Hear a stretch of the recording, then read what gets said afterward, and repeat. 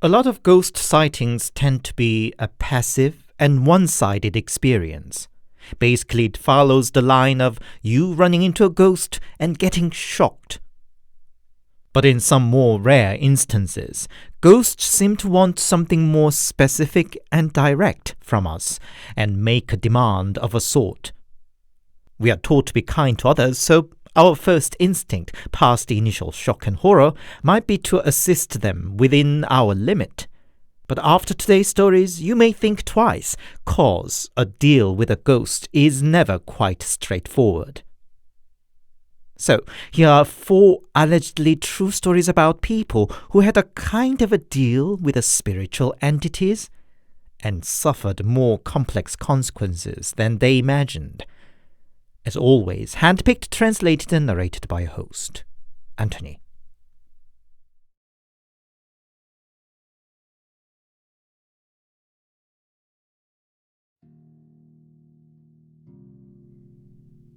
It's an account a teacher told us during a class.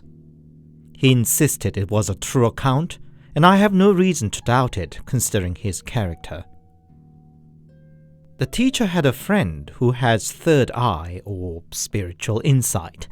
He would occasionally see spirits and have creepily accurate precognitive dreams. After graduating university, he sought to start a more independent life, so left his parents' place and got himself a small studio flat. First night in the new place, just as he fell asleep, he got sleep paralysis. And with that, he heard people chattering and giggling away. Already having plenty of weird experiences under his belt, he just took it as it was. But it gradually got worse, to the point he would hear those noises even when he wasn't sleeping.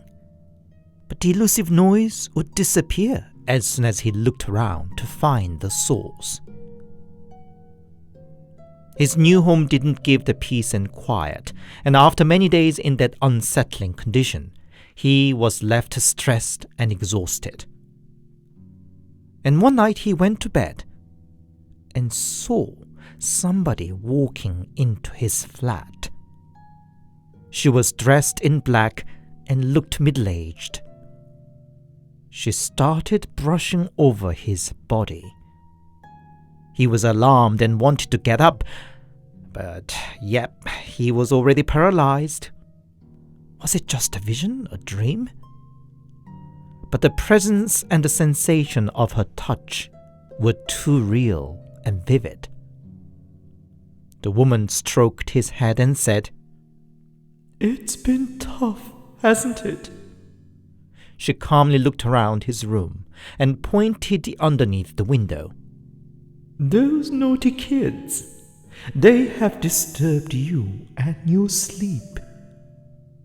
He rolled his eyes and looked where she was pointing at. And there were 2-3 kids crouched down underneath the window, giggling and giving him eyes. "Try and put a bowl of water by your bedside. That shall help to regain your peace at night," the woman said, and smiled at him.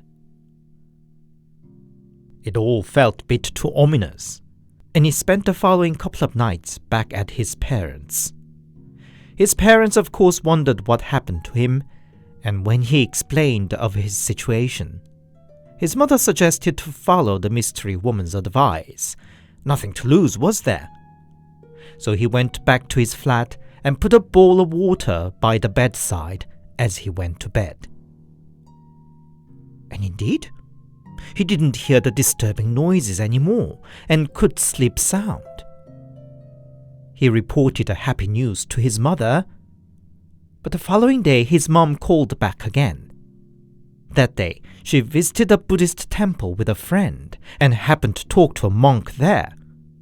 When she talked about her son's story, the monk alerted her. "You should stop it right away. Offering a bowl of water means one is serving a god. If your son carries on, he may have to take the life as a shaman. Indeed, some shamans would offer a bowl of water as they start a ritual, or grannies pray for a good fortune with a bowl of water. For a person like him with a developed spiritual gift, such a simple act could have much bigger implication and could be seen as actively accepting a god. Apparently, the kindly woman he saw in his sleep desired his spiritual gift and wanted him to serve her as a shaman, and so tricked him.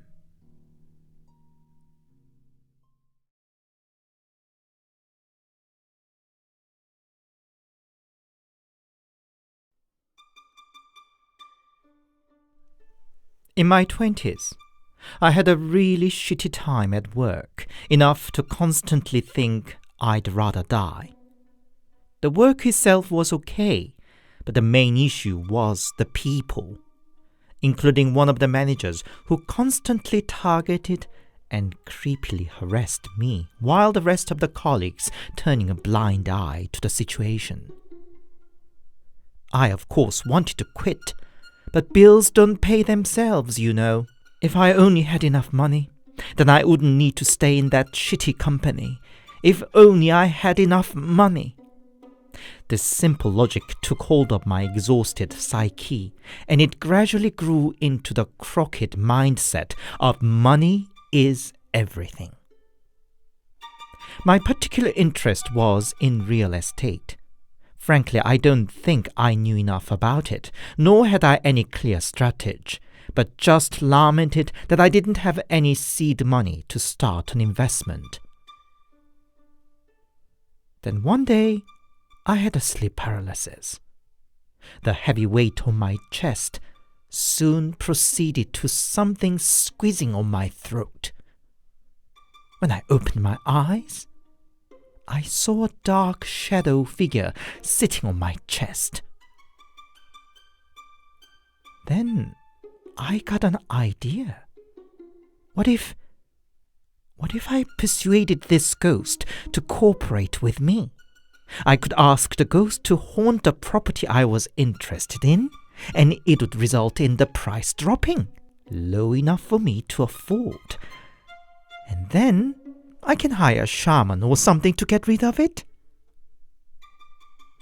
I think you'd laugh at this outlandish plan, but it perfectly made sense in my mind at the time. So I said, I'll help you. I'll help you to move on peacefully. After repeating it 20 times or so, I could feel the grip around my throat loosening, as well as the shadow swelling up like a cat tensing up. Since that day, the ghost in the form of a sleep paralysis returned every night. It sat on my chest, but didn't strangle me now, while I kept explaining my plan to the ghost. This address was the property I was interested in. You could go there and haunt the current occupants there, and the rest I would take care of. But I think this damn ghost didn't understand my elaborate plan, beyond that I was going to help it. Every night I repeated the address of the property like a chant, but the ghost was back on me again and again. And I could sense the weight of its expectation getting heavier and eventually turning more and more bitter.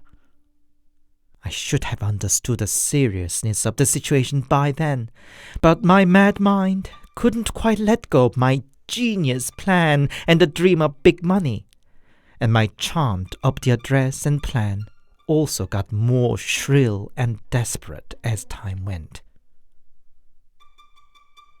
As such disturbed and disturbing night routine carried on for weeks, and with a lack of proper sleep, my already shitty daytime got even worse. Apart from the mental and physical exhaustion, everything just went wrong, like making a serious error in calculation at work, which I had never done before.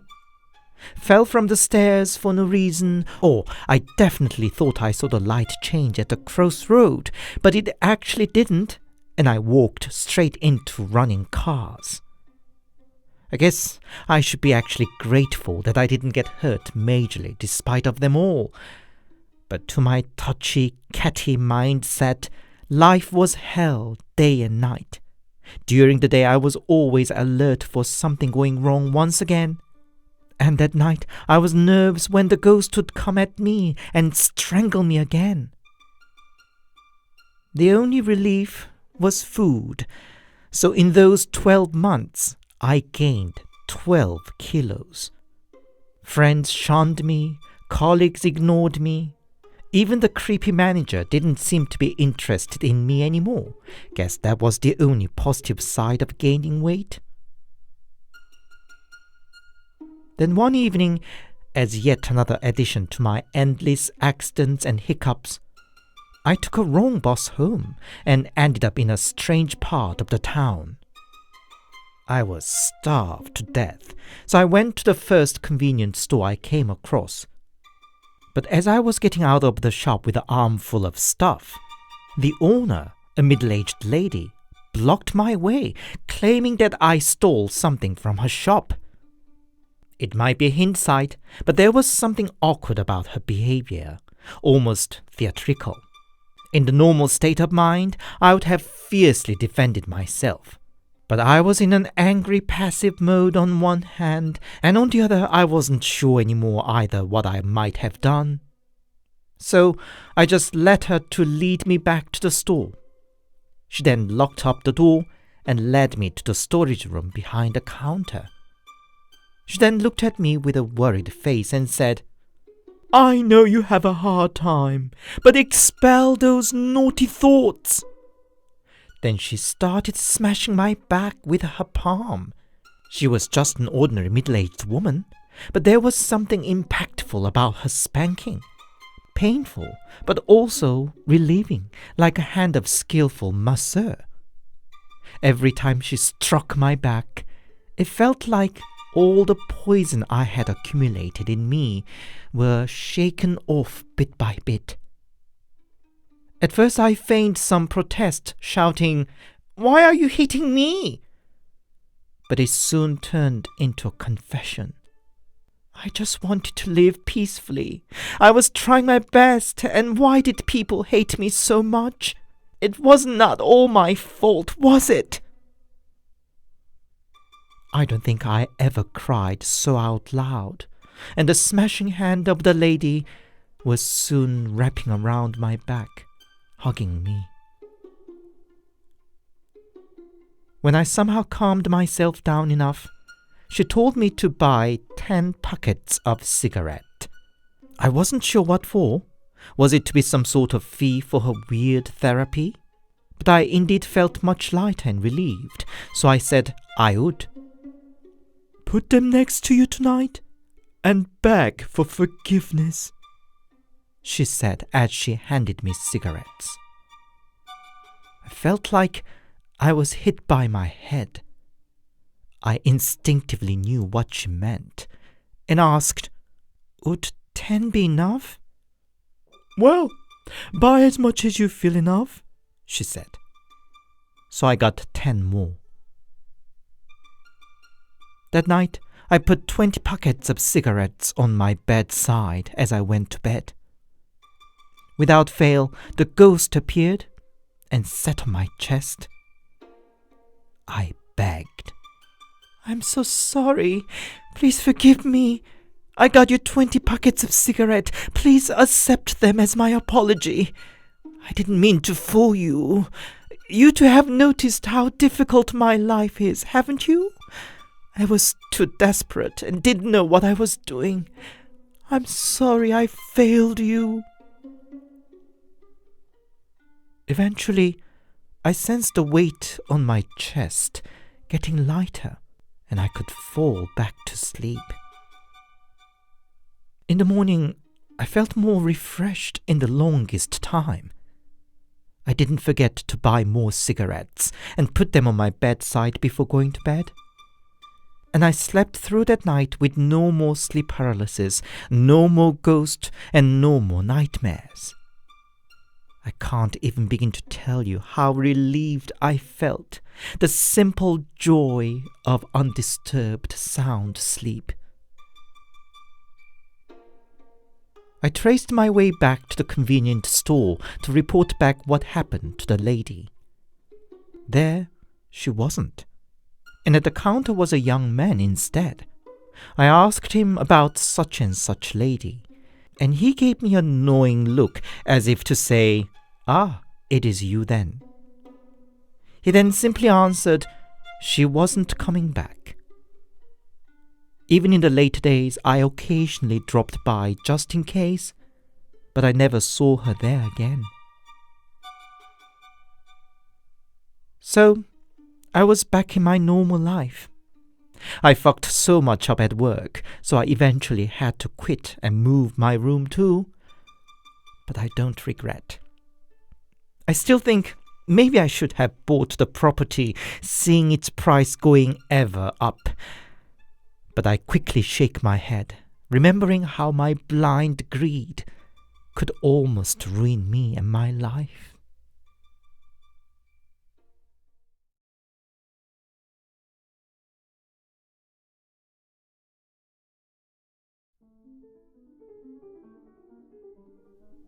It's what a high school buddy, Che, experienced.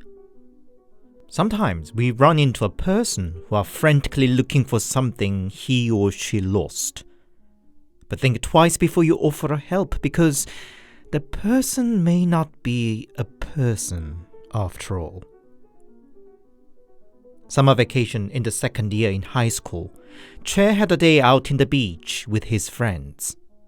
After a long, fun day, they were at the bus terminal waiting for the bus.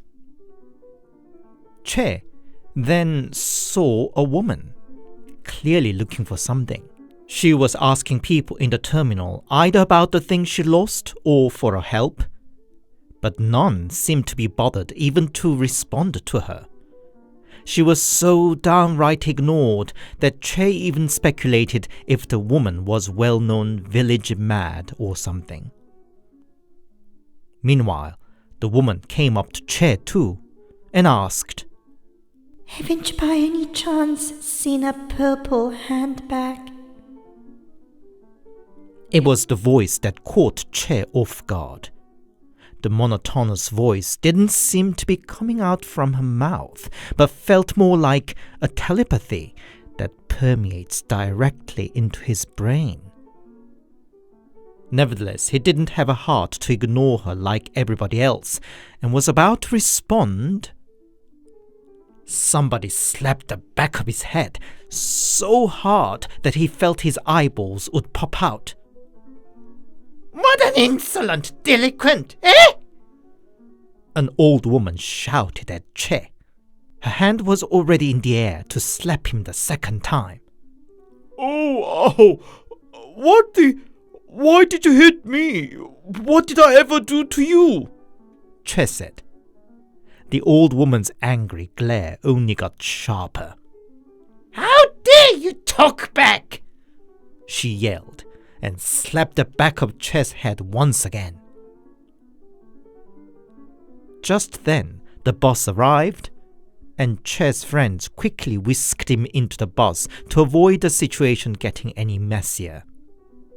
But what a bad luck. That mad old woman also got on the same bus. Che took a seat and quietly grumbled why he had to endure such an assault. When the bus took off, the old woman approached Che. "I'm sorry, young man.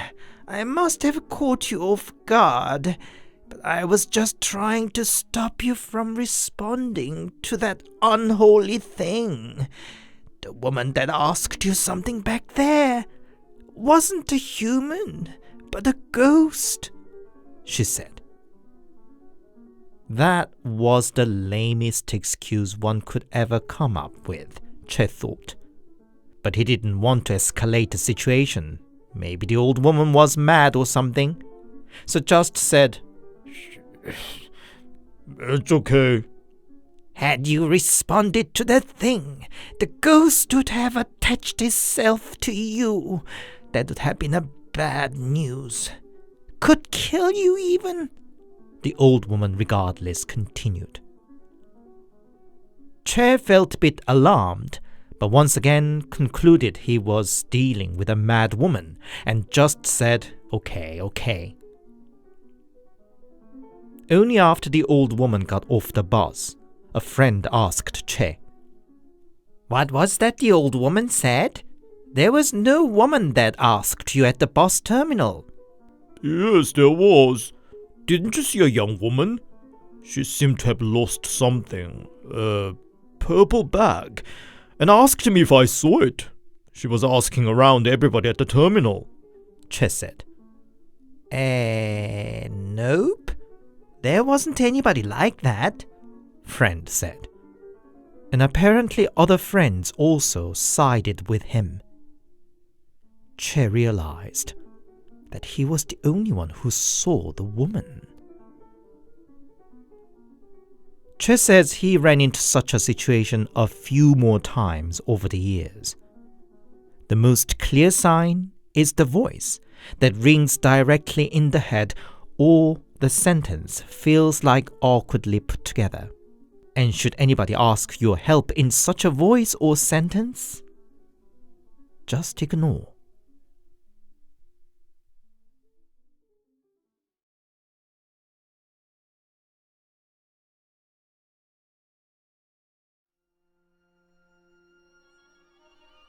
It's a story I heard from a friend. He attended a vocational school, and this story was kind of a school legend, said to have happened 5 years before he entered the school. This particular school ran as a boarding school. Its back gate led to a small mountain, and its trail led down to an apartment block and the road into the nearby town. The protagonists of this story are two students. Let's call them Kim and Che for the sake of the story. They sneaked out one evening, had a can of beer or two, and were on the way back through the said mountainous trail to the back gate. About the midpoint, both of them sensed something and turned their heads at the same time. Where they turned to was a woman. It was night, but the moon was bright, and the lights from the apartment block underneath was enough to show the woman's bob-cut hair and rainbow hanbok dress. She looked about 30-something and was not half bad looking. She was standing a dozen meters away from the boys. Boys just shrugged what the heck the woman was doing there, but whatever, and turned to carry on with their way when the woman called, "Hey, boys! Hey, boys!" It sounded like she was trying to enunciate each word carefully. "What is it?" Che said. "Will you do me a favor? I will pay you 5 million won if you do," she said. 5 million Korean won is nearly $4,000, not a small sum. Boys exchanged a look. She's a nut, was what they both were thinking. But no harm in finding out more. Okay, we are listening, Kim said. "Then take 3 steps forward," said the woman. Kim did as she told him. "Now, 2 steps to the right," woman said. Che wasn't feeling good, that they shouldn't be dealing with this woman at all. "Oi, let's just go," he said to Kim, but Kim dismissed him with, "Shh, let's see where it leads us," and took 2 steps to the right. Here? Now what? Kim said to the woman, and she responded with wide smile and quick nods, and gestured to dig the ground. Kim picked up a branch fallen nearby and digged up the spot and found a little red pouch. He checked inside, and there was what looked like a talisman.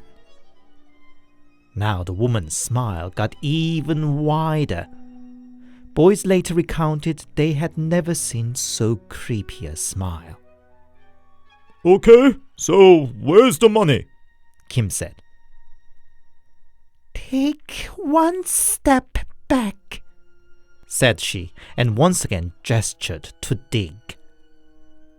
Kim did as was told, and found 2 bundles of money in the ground. That'd be 2 million won. She was serious? Oh, whoa. But there's just 2 million. You said 5. You will have the rest if you do one more thing for me. Well, that's not what she promised, but 2 million in hand already. He couldn't stop now. What is it? Kim said. Take 2 big steps to the left. Kim did, and asked, Here? The woman let out an enthusiastic Yes! and it cracked sharp.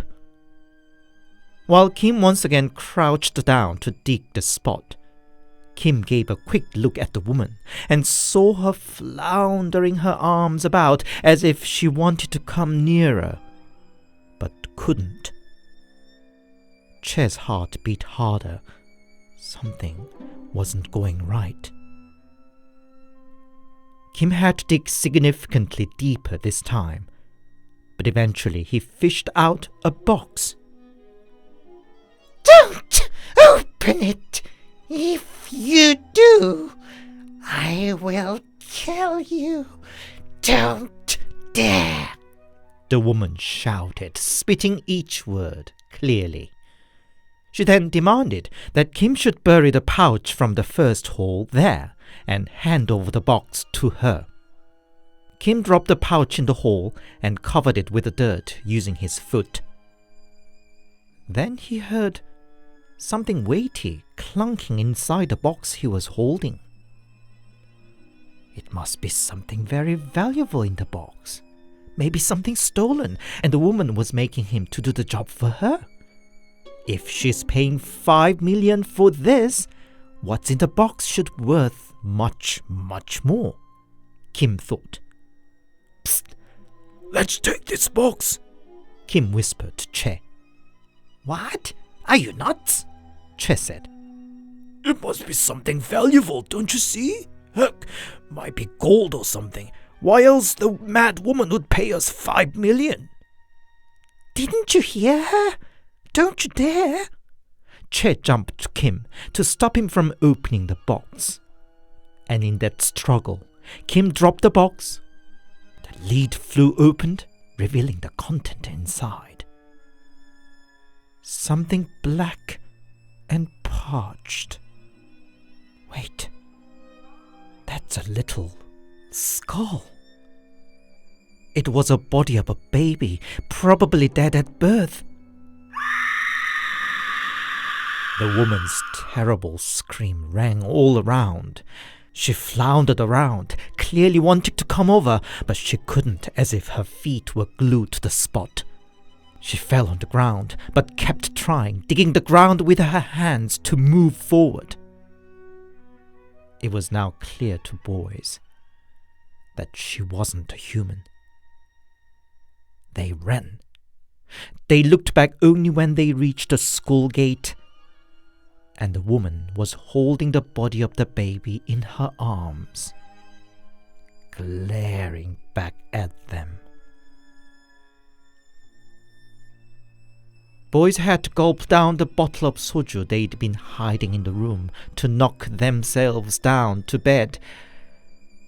But Open! Open! Let me in!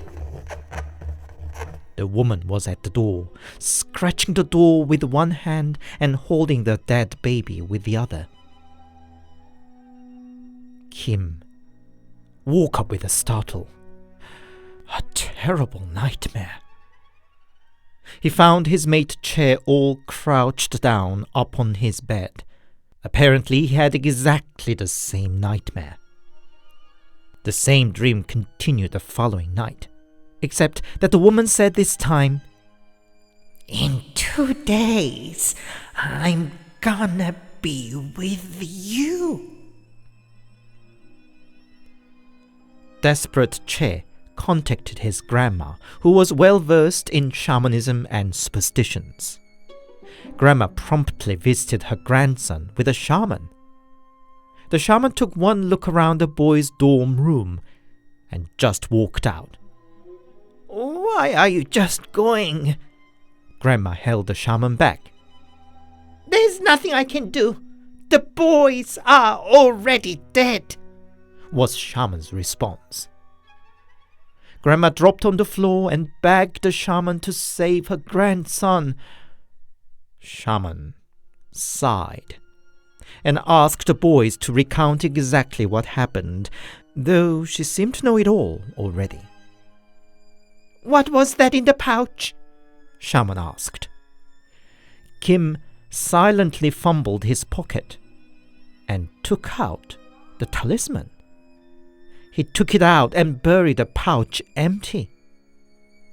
Shaman tsked. "Are you a fool or wanted to die, eh?" According to the shaman, that weird woman was the resentful ghost of a young mother.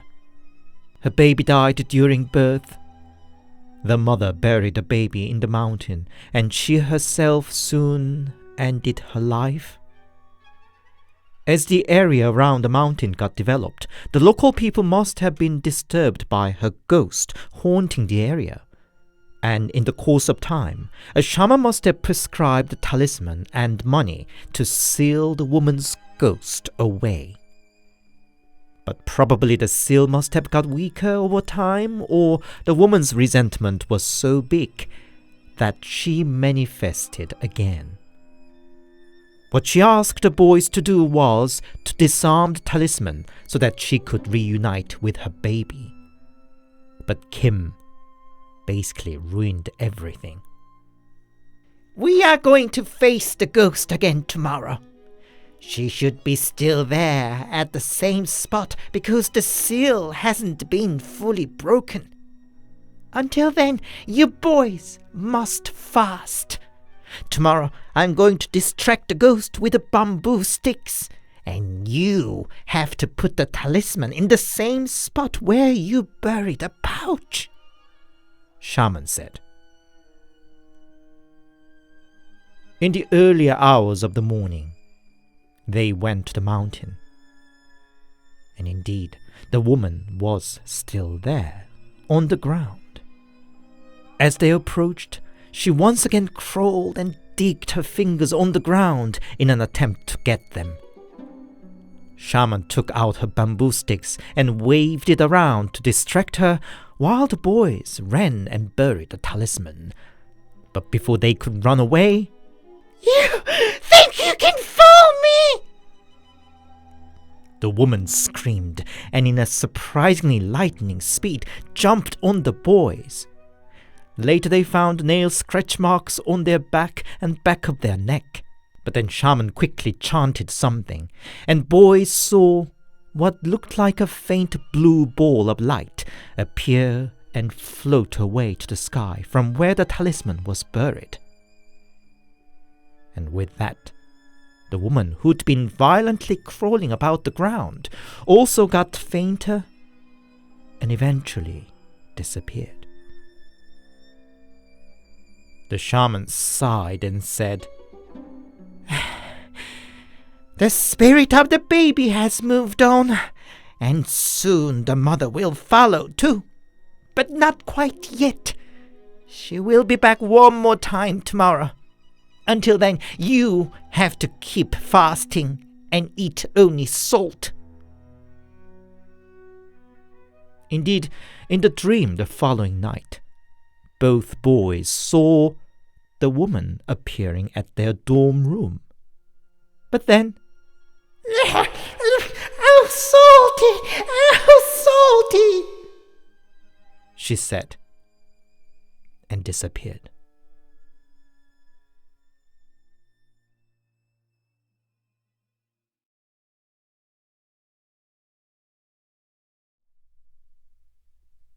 Hi, it's Anthony here, and thank you very much for listening. I hope you enjoyed today's stories. When it's already tricky to deal with fellow humans, I can't imagine how much more complex it should be with the ghosts. Or maybe it's just me, a born introvert. Are you at ease to deal with others, offer a help, or accept a deal with others? I think there's a reason why I enjoy the dark solitude in my recording room at basement. If you enjoyed my work, please leave it a comment and a big thumbs up, and please consider subscribing to my channel if you haven't yet. As you can see, I bring not so usual ghost, paranormal, or sometimes plain weird stories fresh from Korean web communities. If you to support me more directly, I have a Buy Me a Coffee account, and there's Super Thanks option here on YouTube for a small donation too. Thank you. Until next Sunday, stay safe and take care.